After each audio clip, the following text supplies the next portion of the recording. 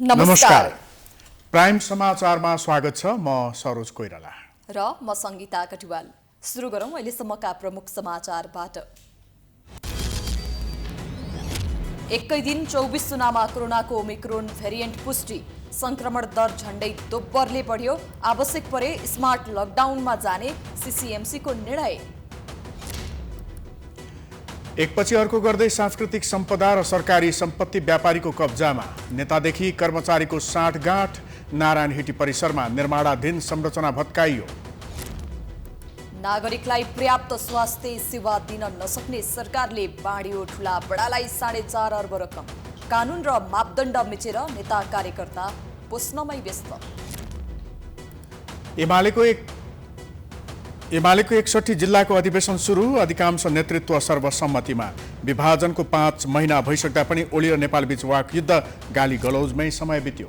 चालकको लापरवाही बढ्दा काठमाडौँमा दैनिक 30वटा सवारी दुर्घटना। सडकमा समस्या, गुणस्तरमा व्यवस्था गर्दा खाना पकाउने ग्यास सिलिन्डर असुरक्षित। काजाकिस्तानमा जारी विरोध प्रदर्शन र हिंसाबीच सरकारद्वारा सेनालाई बिना चेतावनी गोली चलाउने आदेश। अहिलेसम्म 40 भन्दा धेरैको मृत्यु। र शहीद स्मारक ए डिभिजन लेग फुटबलमा सङ्कटा क्लब र सार्दोबाट युथ क्लब तथा एपीएफ र जाउला खेल बीचको खेल बराबरीमा सकियो।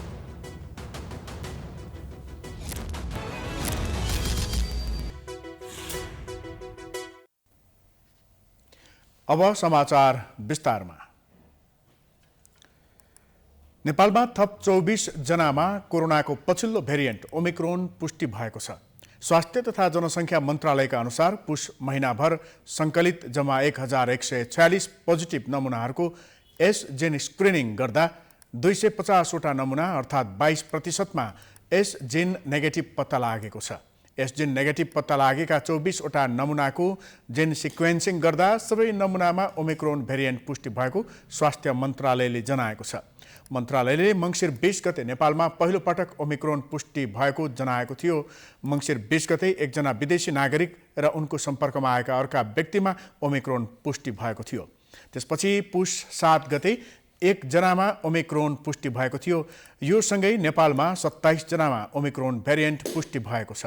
स्वास्थ्य मन्त्रालयले ओमिक्रोन भेरिएन्टले गर्दा हुन सक्ने बिरामीको अत्याधिक चापलाई ध्यानमा राखेर सबै अस्पताललाई तयारी अवस्थामा रहन र उपचारका लागि आवश्यक पर्ने अक्सिजन लगायत अन्य सामग्रीहरूको पर्याप्त जोहो गर्न र स्वास्थ्यकर्मीहरूलाई तयारी अवस्थामा रहन निर्देशन दिएको छ। संक्रमणको गति बढ्दो छ।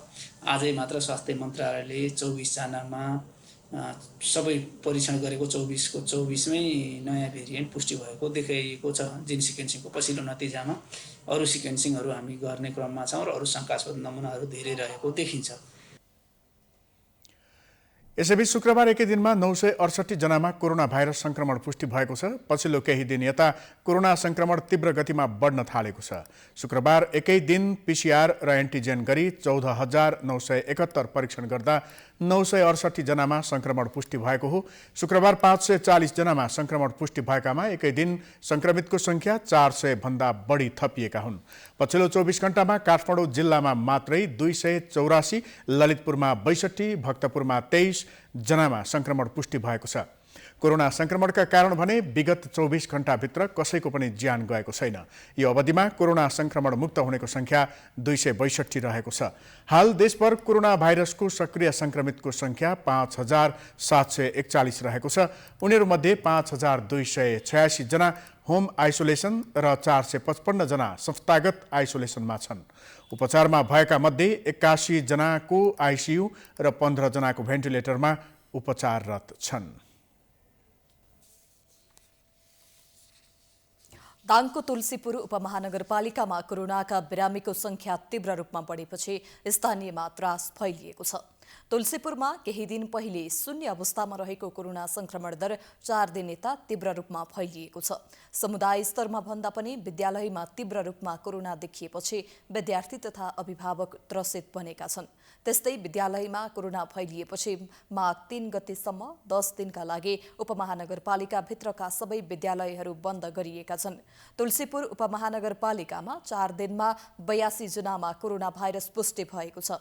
तर यो कुन भेरिएन्ट हो भन्ने पत्ता लागेको छैन। अहिले सबैभन्दा बढी विद्यालयहरूमा संक्रमण बढेपछि अभिभावकहरू चिन्तित बनेका छन्। नजिकै स्कुलमा फैल्यो, त्यही डर सबैलाई भइरहेछ। अहिले बिदा छ, बन्द भएको छ स्कुलहरू।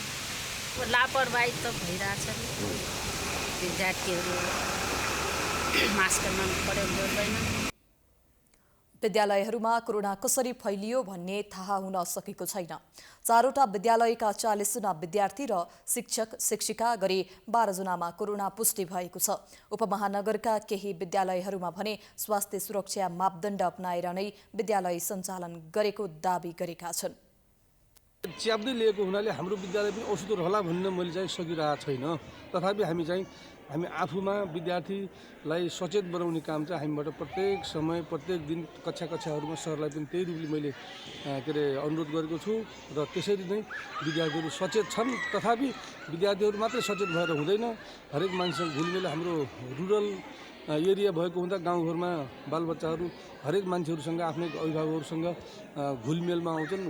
घरबाट पनि ल्याएर चाहिँ त्यो कोरोना ल्याएर विद्यालयमा आउन नसक्लान् भन्ने कुरामा चाहिँ म विश्वस्त चाहिँ छैन। तुलसीपुरमा विद्यार्थी, शिक्षक, स्वास्थ्यकर्मी, जनप्रतिनिधि लगायत आम सर्वसाधारणमा समेत कोरोना पुष्टि भएको छ। तर अहिले संक्रमण भएकाहरूको स्वास्थ्य अवस्था सामान्य रहेको तुलसीपुर जनस्वास्थ्य प्रवर्धन शाखाले जनाएको छ।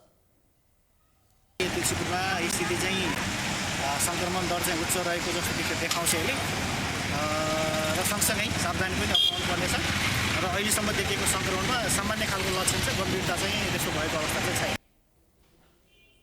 स्वास्थ्य मापदण्डको पालना नगर्दा र विभिन्न किसिमका मेला, महोत्सव र पार्टीका कार्यक्रमले गर्दा कोरोना फैलिएको हुन सक्ने उपमहानगरले जनाएको छ।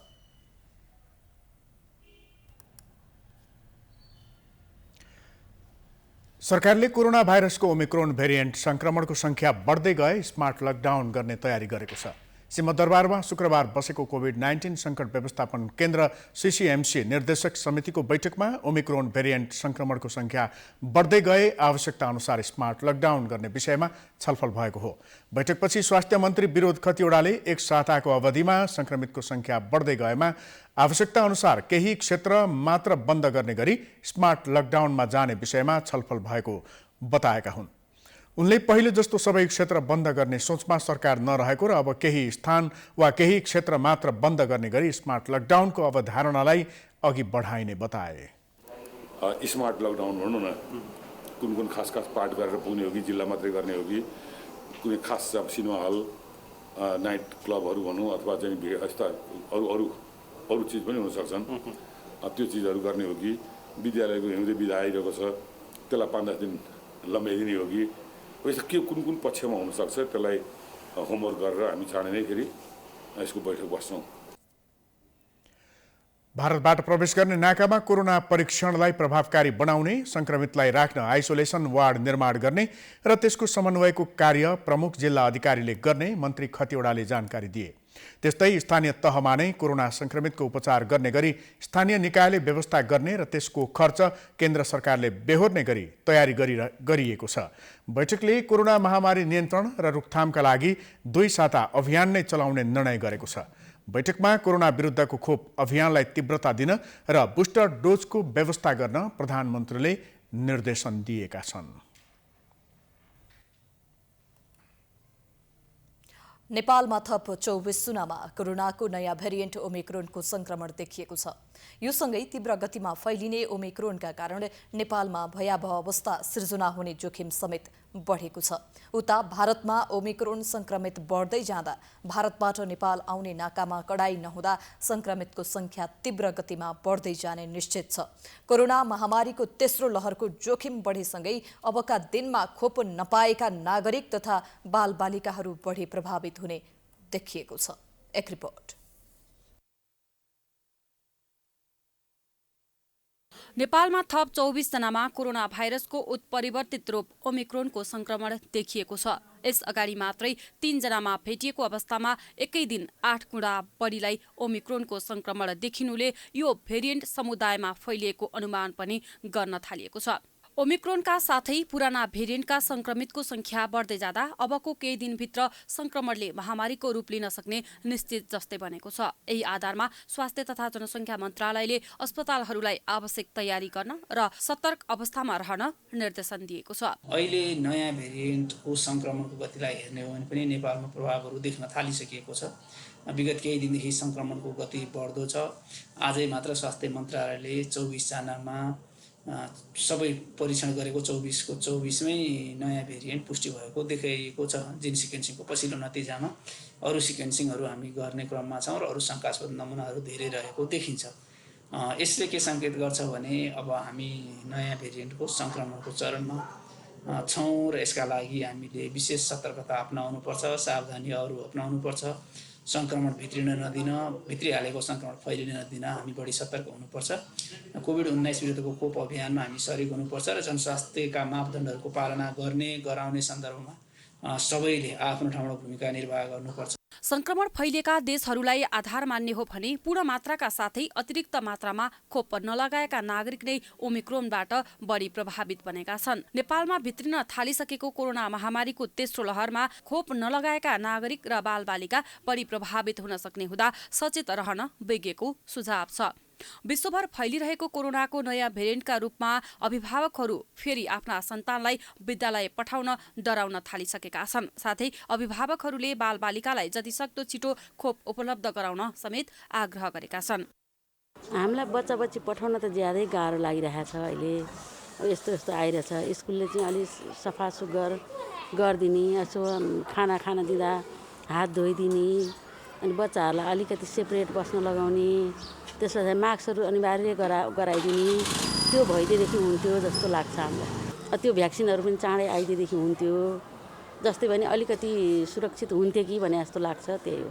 विशेष गरी संक्रमणको उच्च जोखिम विद्यालय, कलेज लगायत बढी भिडभाड हुने क्षेत्रमै हुन्छ। त्यसमाथि एकातिर बालबालिकाले खोप लगाउन पाएका छैनन् भने अर्कोतिर 12 वर्ष मुनिका बालबालिकाले लगाउन मिल्ने खोपले त नेपालमा मान्यता नै पाएको छैन। यस्तो कारण महामारीको तेस्रो लहरबाट बालबालिका उच्च जोखिममा परेका हुन्।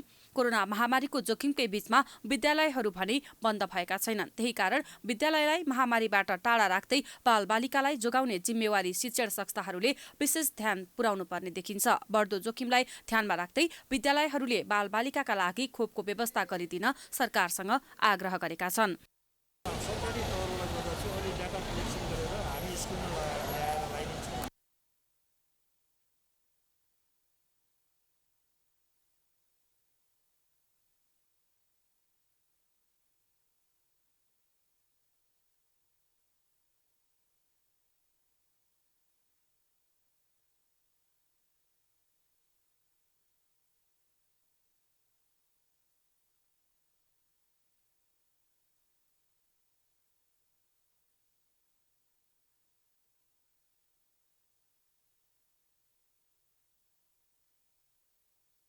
अहिले पनि देशको आधा जनसङ्ख्याले खोप पाएका छैनन्। खोप पर्याप्त मात्रामा भित्रिए पनि अभियान प्रभावकारी ढङ्गले तीव्र गतिमा सञ्चालन हुन सकेको छैन। यता पहिलेकै खोप लगाएको पनि 6 महिना भइसकेका नागरिकलाई पनि खोपको अतिरिक्त मात्रा दिनुपर्ने जिम्मेवारी सरकारको छ। विशेष गरी संक्रमण फैलिन नदिन सीमानाकामा कडाई गरिनुपर्ने, परीक्षणलाई व्यापक पार्नका साथै क्वारेन्टिनको व्यवस्था गर्नुपर्ने भए पनि सरकारले यस्तो गम्भीर विषयमा अहिलेसम्म ध्यान दिन सकेको छैन। बतास अर्गनाइजेसनले देशभरका प्राचीन सम्पदामाथि कसरी कब्जा जमाउँदैछ भन्ने भित्री रहस्यहरू क्रमशः सतहमा आउँदैछन्। पशुपतिस्थित धर्मशाला, पाटनको कोतपाटीदेखि नारायणहिटी दरबार सङ्ग्रहालयसम्म बतास समूहको कब्जामा पुगेको थियो। अर्गनाइजेसनका अध्यक्ष आनन्दराज बतासको दावी अनुसार मुलुकका सांस्कृतिक सम्पदामाथि कौडीको भावमा कब्जा जमाउन उनलाई शीर्ष नेताहरूदेखि राज्यको कर्मचारी तन्त्रसम्मको सहयोग छ। एक रिपोर्ट। नारायणहिटी दरबार सङ्ग्रहालयमा क्याफेटेरिया निर्माण गर्ने स्वीकृति पाएपछि मात्रै विवादमा आउन थालेको बतास अर्गनाइजेसनले राज्यका सम्पत्तिमाथि कब्जा जमाउन थालेको निकै समय बितिसकेको छ। क्याफेटेरियाबाट सुरु गरेर नारायणहिटी दरबार सङ्ग्रहालयमाथि कौडीको भाउमा कब्जा जमाउने बतासको ठगीधन्दा तत्कालका लागि असफल बनेको छ। सम्झौता विपरीत संरचना निर्माण भएको भन्दै शुक्रबारदेखि संस्कृति पर्यटन तथा नागरिक उड्डयन मन्त्रीको ठाडो निर्देशनमा नारायणहिटी दरबार सङ्ग्रहालयले भत्काउन सुरु गरेको छ। यसका साथै विभिन्न राजनीतिक नेतृत्वको आशीर्वाद पाएको बतास समूहको राज्यको अन्य सम्पदा र सम्पत्ति झैं नारायणहिटी कब्जा गर्ने योजना विफल भएको छ। त्यसमाथि नारायणहिटीको जग्गा लिजमा दिन किन सम्झौता गरियो भन्ने विषयमा यथार्थ बाहिर ल्याउन मन्त्रालयले समिति नै गठन गरेको छ। समितिले यथार्थ विवरण बाहिर ल्याउने हो भने बतास समूहलाई कुन कुन नेताको आशीर्वाद प्राप्त छ भन्ने पोल पनि खुल्नेछ। यथा बतास समूहले नारायणहिटी दरबार सङ्ग्रहालयको हातामा क्याफेटेरियाको नाममा बार नै चलाउने तयारी समेत गरेको थियो, त्यो पनि ऐतिहासिक बङ्करभित्र। दरबार परिसरभित्र रहेको अस्थायी प्रकृतिको बङ्करमाथि कब्जा जमाएर बतासले बार बनाइरहेको समेत देखिएको छ। बतासले नारायणहिटीको मूल गेटदेखि बायाँतिर रहेको ऐतिहासिक बङ्करको मौलिकता नै मासिने गरी संरचना निर्माण गरिरहेको थियो।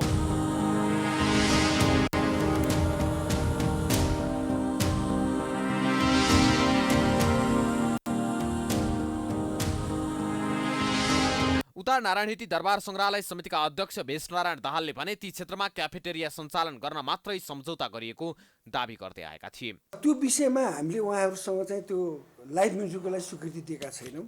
भोलि त्यो विषयमा त्यस्तैले चाहिँ साउन्ड पोल्युसन भयो, डिस्टर्ब हो भने हामी त्यसलाई रोक्न सक्छौँ। नारायणहिटी मात्र होइन, बतास समूह सरकारी सम्पत्तिलाई सजिलैसँग आफ्नो कब्जामा ल्याउन पल्किसकेको छ। बतास फाउन्डेसनले समाजसेवाको नाममा पोखरामा अक्सिजन प्लान्ट खोल्ने भन्दै भवन निर्माणका लागि मन्दिरको जग्गा कब्जा गरे पनि स्थानीय आक्रोश बनेका थिए। सेती नदीको प्राकृतिक बहाव रोकेर बालुवा र गिटीको कारोबार गर्न पल्किएको यो समूहले राज्यलाई ठग्न कहिले सांस्कृतिक सम्पदा त कहिले राज्यको सम्पत्तिमाथि आँखा गाड्दै आएको छ। यस्ता सम्पत्ति कब्जा गर्नका लागि नेता र कर्मचारी तन्त्रलाई हातमा लिन कुनै कठिन नहुने दाबी बतास अर्गनाइजेसनका प्रमुख आनन्दराज बतासले नै गर्छन्। एकछिन म सेवा देवाको मान्छे तिनटै काम केपी ओलीले बेला भएको छ नि त, कम्युनिस्टले दिन्थ्यो मलाई। यो त टेन्डर निकाल्यो प्राविधिक, म पासमै पाएँ भने मैले ल तपाईँलाई लाग्छ काङ्ग्रेसले मात्र पाउँछ, कम्युनिस्टबाट कहिले मात्र तपाईँलाई लाग्छ त्यस्तो छ दुनियाँमा? त्यो पाउनलाई त केही न केही कसरत गर्नुपर्छ नि त। अरे ब्युरोक्रेसीमा खेल्न त को खेल्दैन? ब्युरोक्रेसीमा खेल्ने हो के लुकाउनु छ?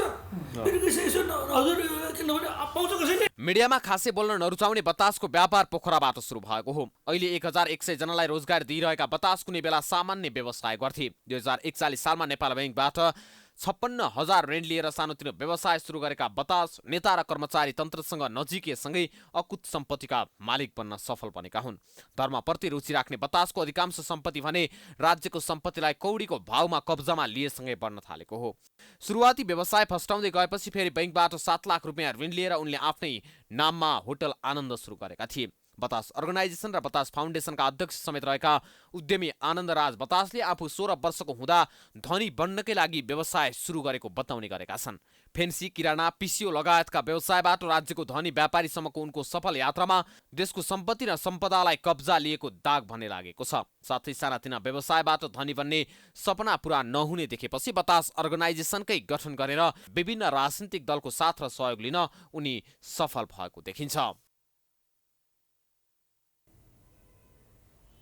अन्ततः नारायणहिटी परिसरमा निर्माण गरिरहेको रेस्टुरेन्ट भत्काउन थालिएको छ। सम्झौता विपरीत संरचना निर्माण गरेको पाइएपछि बनिसकेका संरचना भत्काइएको हो। संरचना भत्काउँदै गर्दा हामीले त्यहाँ पुगेर तयार पारेको यो स्थलगत सामग्री अबको क्रममा। हामी यस्तो देशमा बसिरहेका छौँ जहाँ प्राचीन सम्पदाहरू, प्राचीन सम्पत्तिहरू मास्नको लागि राजनीतिक नेतृत्वबाट अथवा राज्य तहबाट नै सहयोग हुन्छ र त्यसको त्यो गलत छ, गैर कानुनी छ, यो अवैध छ भनेर आम सञ्चार जगत र जनताले सर्वसाधारणले विरोध गर्नुपर्छ र सकेसम्म दबाउने होइन भने अन्तिममा गएर यसै गरी भत्काउन सुरु हुन्छ र अन्तिममा ऊ आफ्नै निर्णयबाट फर्किनुपर्ने हुन्छ। र यसको पछिल्लो उदाहरण हो नारायणहिटी दरबारको पश्चिम क्षेत्रमा रहेको क्याफेटेरिया बनाउने भनेर बतास अर्गनाइजेसनलाई दिएको यो जग्गा र यो संरचना। अन्ततः सबैबाट चौतर्फी रूपमा विरोध भइसके पछाडि यो संरचना अथवा क्याफेटेरिया बनाउनको लागि जुन लिजमा दिने भनेर सम्झौता गरिएको थियो 2077 पुस 17 गते त्यसलाई भत्काउन थालिएको छ।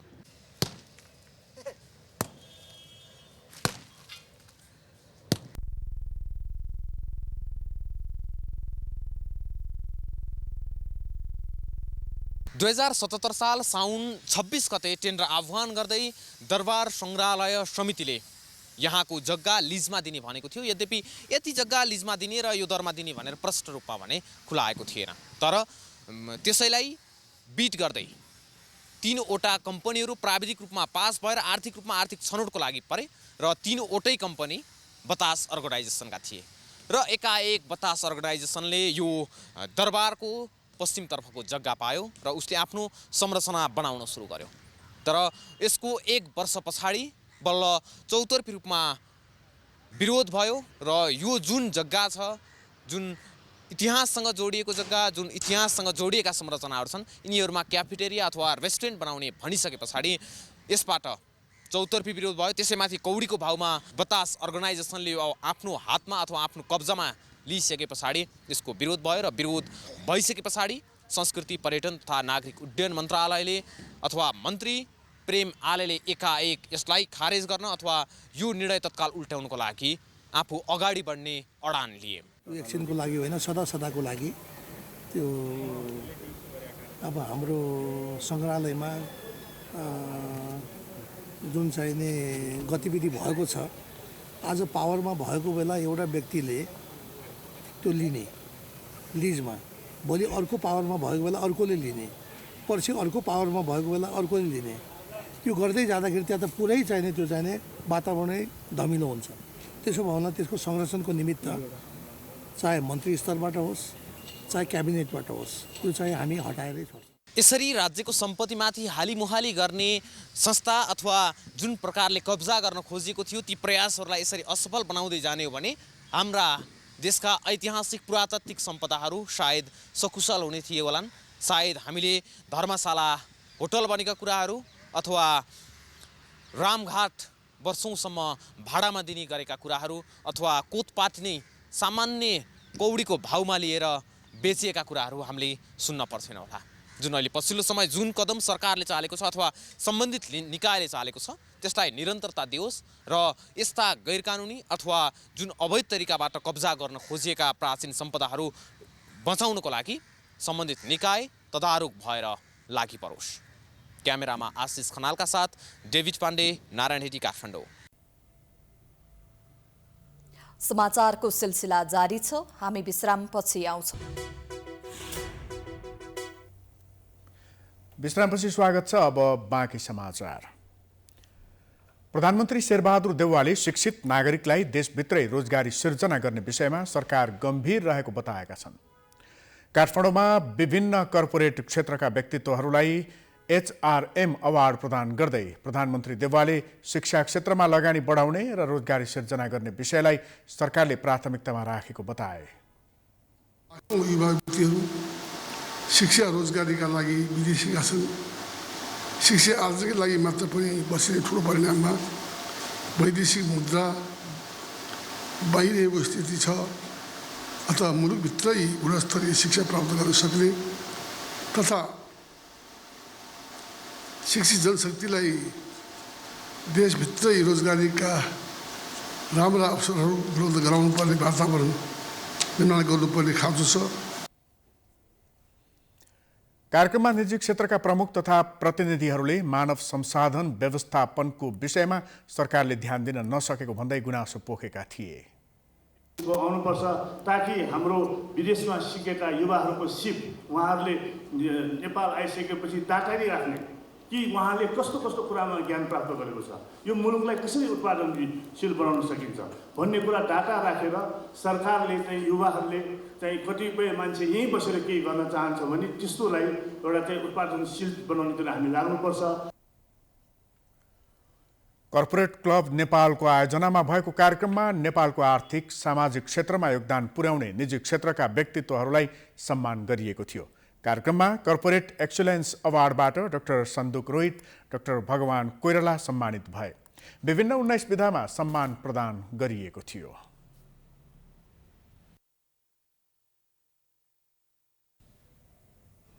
नागरिकलाई पर्याप्त स्वास्थ्य सेवा र उपचार गर्न नसक्ने सरकार आफू निकटका नेता तथा कार्यकर्तालाई स्वास्थ्य खर्चको नाममा राज्यको ढुकुटी खाली गर्न समेत पछि पर्दैनन्। आर्थिक सहायताका नाममा राज्य ढुकुटीमा ब्रह्मलुट गर्ने चलन नयाँ नभए पनि 2062-63 यता करिब 15 वर्षको अवधिमा बनेका सरकारहरूले मापदण्डलाई बेवास्ता गर्दै यो शीर्षकमा आफू निकट नेता कार्यकर्तालाई 4.5 अर्ब भन्दा बढी रकम बाँडेका छन्। एक रिपोर्ट। नेपालमा आर्थिक सहायताका नाममा राष्ट्रको ढुकुटीमा बर्मलुट गर्ने चलन नौलो होइन। 2007 अघिको कुरा छाड्ने हो भने मुलुकमा प्रजातन्त्र स्थापना भएसँगै ढुकुटीमा बर्मलुटको परम्परा पनि सुरु भयो। त्यस बेला सानो रूपमा हुने यस्तो लुट समयसँगै व्यापक बन्दै गएको पाइन्छ। 2062-63 कै परिवर्तन पछिलाई आधार मान्ने हो भने पनि त्यस यता बनेका सरकारले अहिलेसम्म 4 अर्ब 50 करोड 50 लाख 49 हजार रुपियाँ बाँडिएको छ।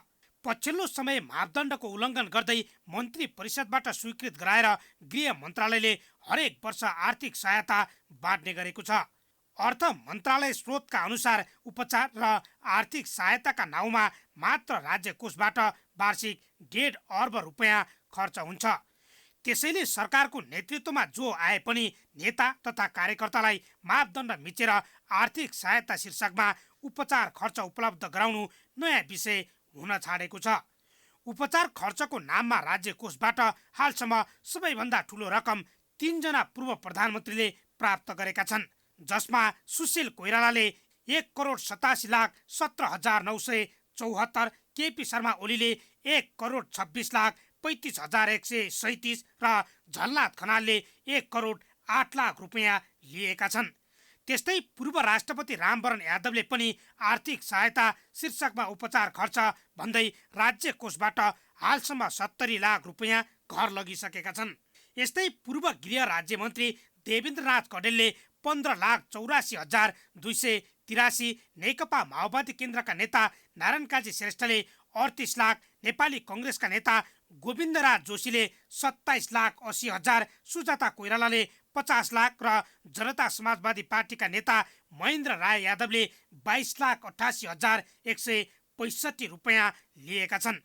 सरकारले चालु आर्थिक वर्षको मङ्सिरमा आर्थिक सहायताको नाममा पूर्व प्रधानमन्त्री झलनाथ खनाललाई सबैभन्दा बढी 48 लाख 50 हजार, पूर्व राष्ट्रपति डाक्टर यादवलाई 10 लाख रुपियाँ र अरू विभिन्न व्यक्ति समेत जोड्दा राज्यको ढुकुटीबाट 3 करोड रुपियाँ बाँडेको छ। यसरी रकम वितरण गर्नु कानुनी रूपमा भ्रष्टाचार भएको कानुनविद बताउँछन्। अब कानुनमा व्यवस्था छैन, सरकारले निर्णय गरेर दिन्छ। अब यो सरकारमा भएको पैसा हामी नेपाली जनताले रगत र पसिना गरेर 1 पैसा 2 पैसा गरेर तिरेको पैसा।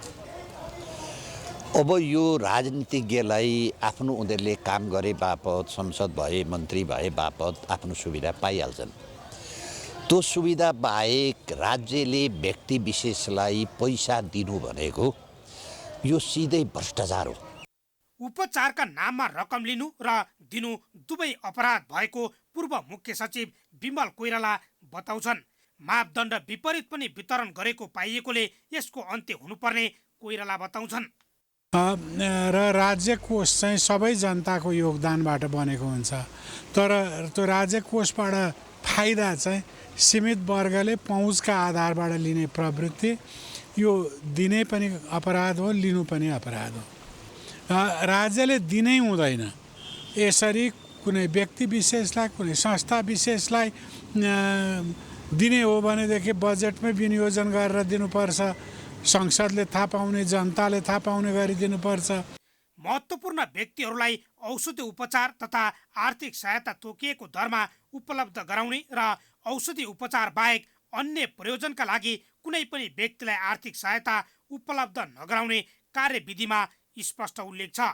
स्वास्थ्य उपचारका लागि पूर्व राष्ट्रपतिदेखि संवैधानिक निकायका प्रमुख पदाधिकारीलाई बढीमा 10 लाख रुपियाँसम्म उपलब्ध गराउन सकिन्छ।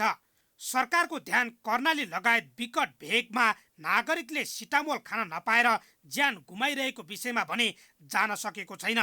विकट भेगमा सुत्केरी हुन नसकेर दुर्घटनामा परेर समयमा अस्पताल पुग्न नसकेर अनि हैजा जस्ता महामारी फैलिएर वर्षेनी हजारौं नागरिकले ज्यान गुमाइरहेका छन्।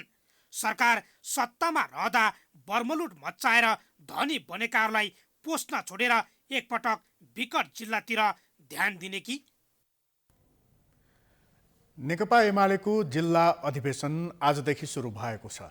एमाले केन्द्रीय कार्यालय थापाथलीबाट अध्यक्ष केपी शर्मा ओलीले एकैपटक देशभरिका 63 जिल्लामा सुरु भएको अधिवेशन भर्चुअल रूपमा उद्घाटन गरेका थिए। केही हिमाली जिल्लाहरूमा प्रतिकूल मौसमको कारण र अन्य केही जिल्लामा तयारी नपुगेका कारण अधिवेशन प्रारम्भ हुन नसकेको एमाले महासचिव शङ्कर पोखरेलले जानकारी दिएका छन्। खास गरी तयारीको कारणले र कतिपय हिमाली जिल्लाहरूमा हिमपातका कारणले गर्दाखेरि आज अधिवेशन अगाडि गर्न सकिएको छैन। आज 63 वटा जिल्लामा हामी अधिवेशन आरम्भ गर्दैछौँ। आजको अधिवेशनमा 8 लाखभन्दा बढी प्रतिनिधि सहभागी हुने एमालेले जनाएको छ। यो अधिवेशनले देशभरिबाट 8590 जना जिल्ला सदस्य तथा पदाधिकारी चयन गर्नेछ, जसमा 1/3 महिला सहभागितालाई अनिवार्य बनाइएको छ। यो आधारमा कम्तीमा 2863 महिला निर्वाचित हुनेछन्। एमालेको हरेक जिल्लामा 75 जनाको जिल्ला कमिटी निर्वाचित हुनेछ। थप 15 जना मनोनित हुनेछन्। जिल्ला कमिटीका 5 सदस्यीय पदाधिकारीमा कम्तीमा 1 जना महिला अनिवार्य रहने व्यवस्था गरिएको छ।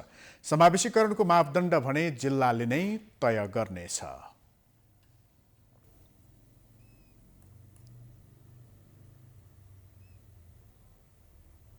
पार्टी विभाजनको झण्डै 5 महिनापछि नेकपा एमालेका अध्यक्ष केपी शर्मा ओलीले सत्ता गठबन्धनका सामु आफ्नो दल कमजोर रहेको स्वीकार गरेका छन्।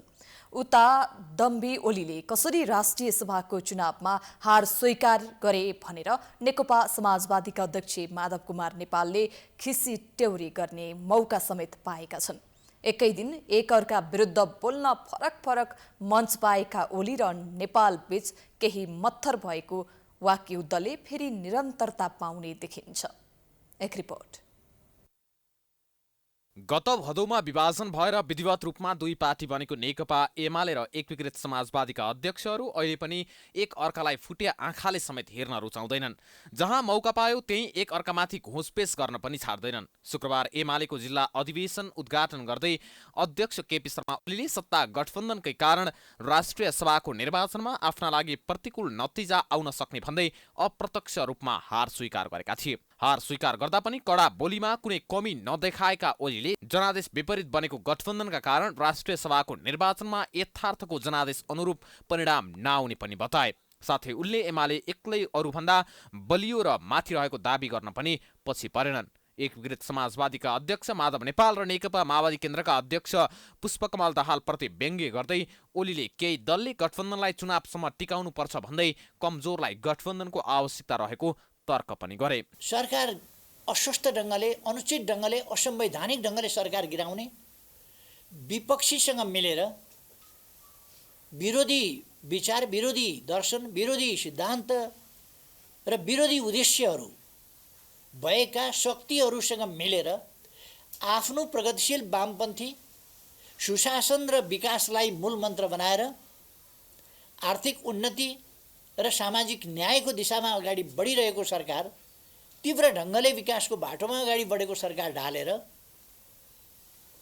5 दिशातिर फर्किएको, गन्तव्य नभएको त्यस्तो एउटा स्वार्थ समूहहरूको गठबन्धनको सरकार बनाउने अनि समाजवाद निर्माणको नेपाली बाटो भनेर लफाजी पनि दिँदै गर्ने, गफ पनि दिँदै गर्ने र कार्यकर्ता अल्मल्याउँदै गर्ने नीति हाम्रो पार्टीको होइन। शुक्रबार ओलीको भनाई सार्वजनिक भएको केही समयपछि बोल्ने फरक मञ्च पाएका एकीकृत समाजवादीका अध्यक्ष माधव नेपालले ओलीमाथि व्यङ्ग्य गर्न छाडेनन्।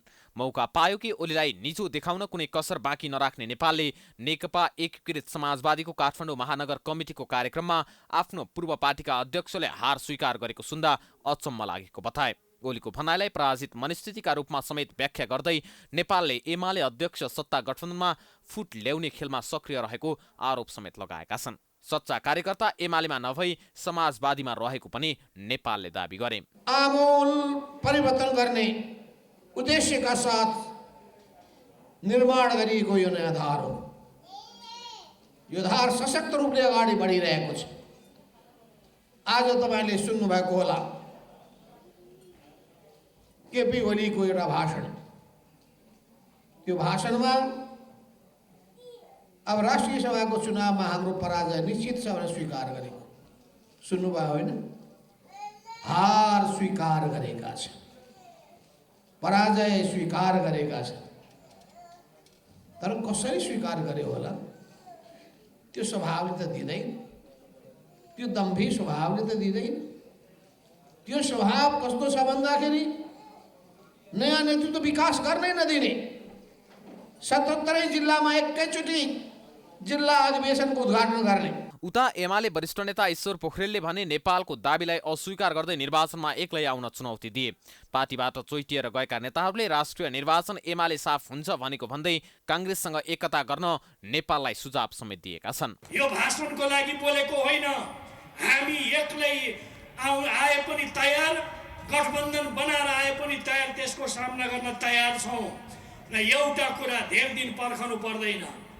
अहिले चोइटिएर गएका केही नेताहरूले बोलेको सुने मैले। अब यो राष्ट्रिय सभाको निर्वाचनमा एमाले साफ हुन्छ, पछिसम्म पनि हामी बनाउँछौँ गठबन्धन। बनाऊ, काङ्ग्रेसमै मिले पनि हुन्छ, माओवादीमा मिले पनि हुन्छ, सबै एकै एउटै पार्टी बनाए पनि हुन्छ, कोही बात छैन। तर हामी एमालेहरू ती सबैको सामना गर्छौँ र हाम्रा जुन एजेन्डा हुन् त्यो एजेन्डालाई हामी सार्थकता दिन्छौँ, त्यसलाई पुरा गरी सर्छौँ। यो हाम्रो अठोटो सङ्कल्प हो। शुक्रबार ओली र नेपालले एक अर्काप्रति व्यङ्ग्य गर्दै फेरि वाकयुद्धलाई तीव्रता दिने मनसाय देखाएको अर्थका रूपमा बुझ्न सकिन्छ, जसले गर्दा देशको राजनीतिमा एक अर्कालाई हिलो छ्यापाछाप गर्ने क्रम नरोकिने सङ्केत समेत देखिएको छ। तर जसले जे भने पनि ओली र नेपालले राजनीतिज्ञले देखाउनु पर्ने उच्च नैतिकता प्रदर्शन गर्न नसकेसम्म मुलुक वर्तमान राजनीति यथास्थितिबाट बाहिर आउन नसक्ने पक्का छ।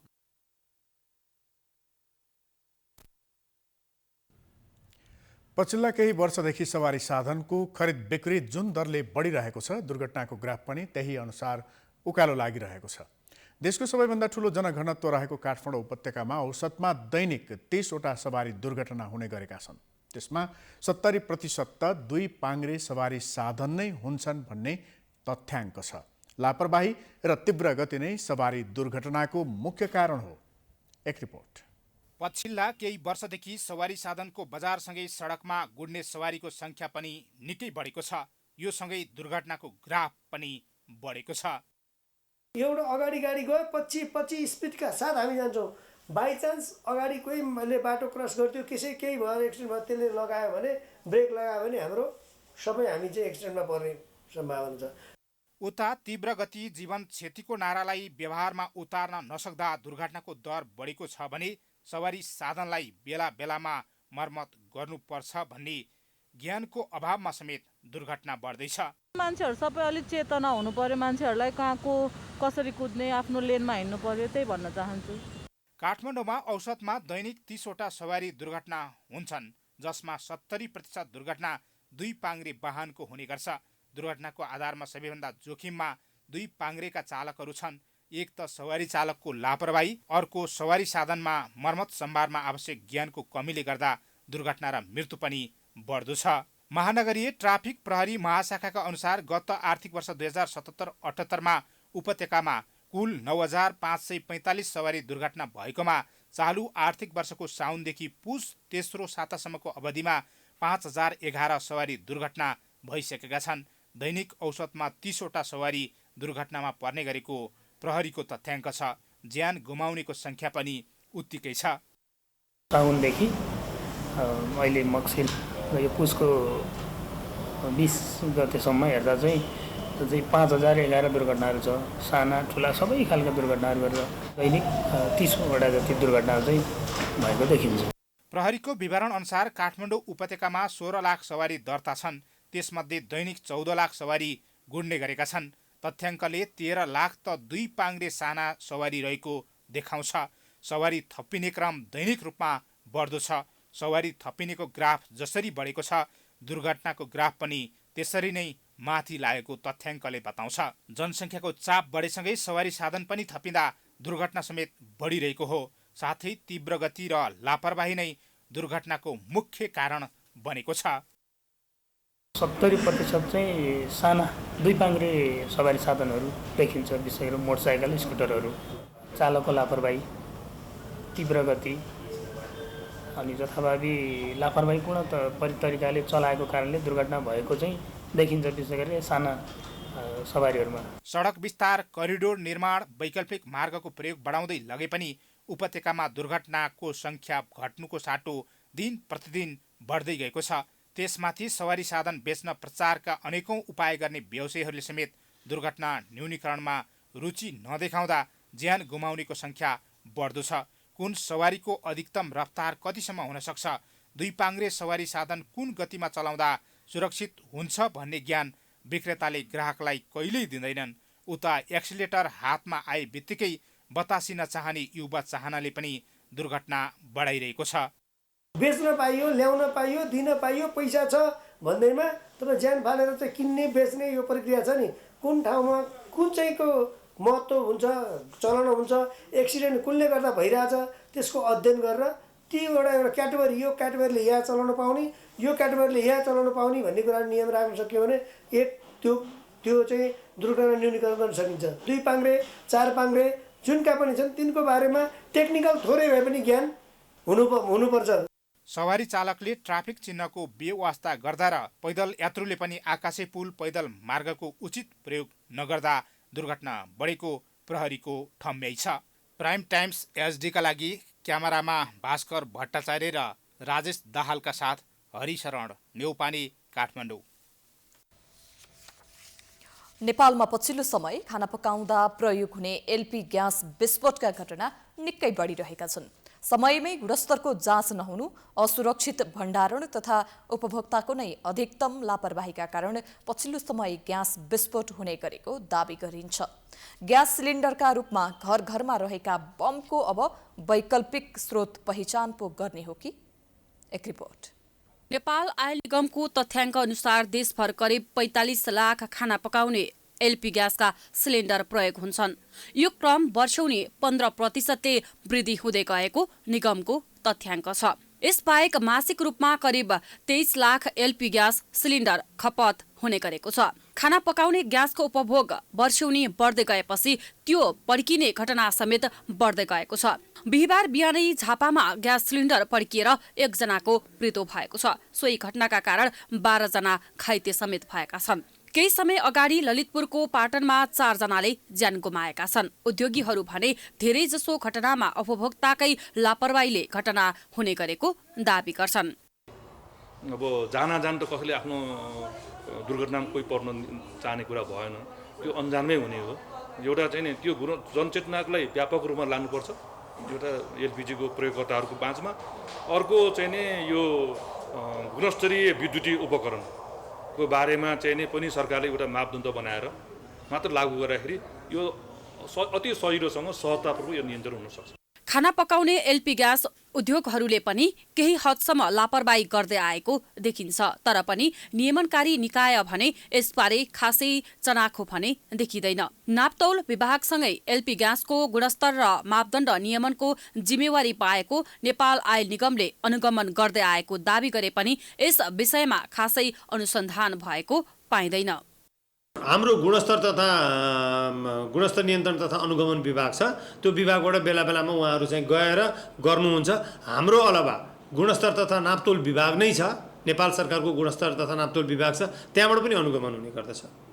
एलपी ग्यासको सिलिन्डर पड्किनुका पछाडि रेगुलेटरमा हुने ग्यास लिक पनि एक कारण हो। कमसल तथा गुणस्तर प्रमाणित नभएको चुलो, रेगुलेटर, रबरका पाइप जस्ता उपकरणका कारण पनि यस्ता घटना हुने गरेको पाइन्छ। त्यस्तै लामो समयसम्म सिलिन्डर बिना प्रयोग राखिराख्ने जस्ता कार्यले समेत सुरक्षाको जोखिम निम्त्याउन सक्ने देखिन्छ। त्यस्तै पुरानो सिलिन्डरका कारण पनि यस्तो हुने गरेको छ। भान्सामा प्रयोग हुने सिलिन्डरको म्याद बुझ्न सकेमा यसबाट हुन सक्ने सम्भावित जोखिमबाट बच्न सकिन्छ। सरकारले यसका लागि विशेष जनचेतना अभियान नै चलाउनु पर्ने आवश्यक देखिन्छ। प्राइम एचडीका लागि क्यामेरामा आशिष खनालका साथ दीक्षा गौतम, काठमाडौँ।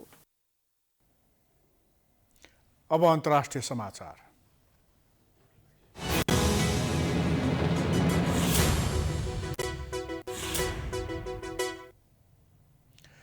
काजाकिस्तानमा जारी विरोध प्रदर्शन र हिंसाबीच सरकारले सेनालाई चेतावनी बिना नै गोली चलाउने आदेश दिएको छ।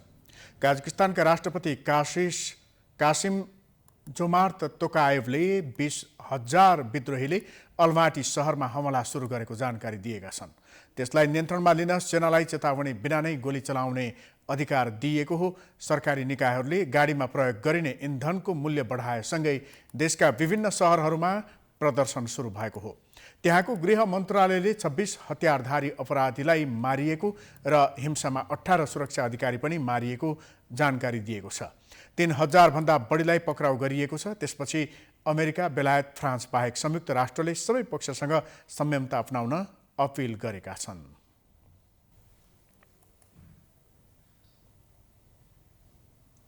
अब खेलकुद समाचार।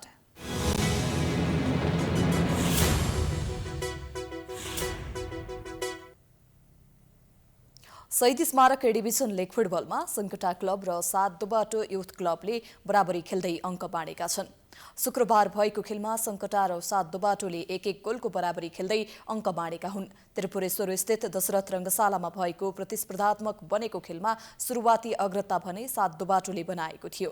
खेलको 23औं मिनेटमा सुशील राईले गोल गर्दै 7 दुबाटोलाई सुरुवाती अग्रता दिलाएका थिए, तर खेलको 32औं मिनेटमा जया गुरुङले गोल गर्दै सङ्कटालाई 1-1 गोलको बराबरीमा ल्याएका थिए। यस बराबरीसँगै सङ्कटाले 8 खेलमा 14 अङ्क जोडेको छ। 7 दुबाटो 9 अङ्क जोडेर 8औं स्थानमा रहेको छ। आजै भएको अर्को खेलमा विभागीय टिम एपीएफ क्लब र जाउलाखेल युथ क्लबले बराबरी खेलेका छन्। शुक्रबार भएको खेलमा एपीएफ र जाउलाखेलले गोलरहित बराबरी खेल्दै अङ्क बाँडेका छन्।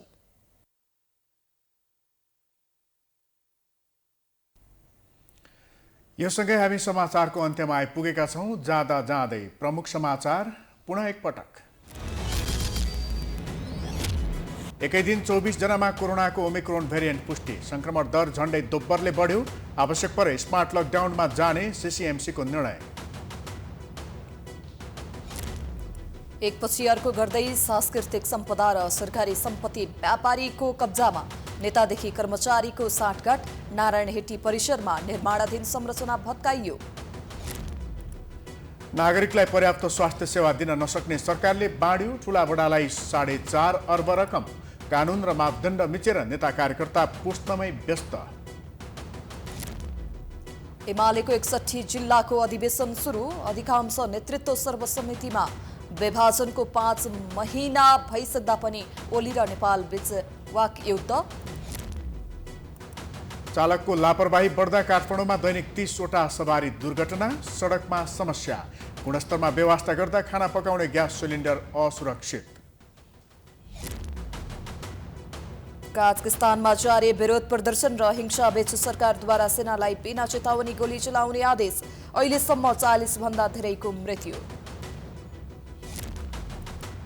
र शहीद स्मारक ए डिभिजन लिग फुटबलमा सङ्कटा क्लब र 7 दुबाटो युथ क्लब तथा एपीएफ र जाउलाखेल बीचको खेल बराबरीमा सकियो।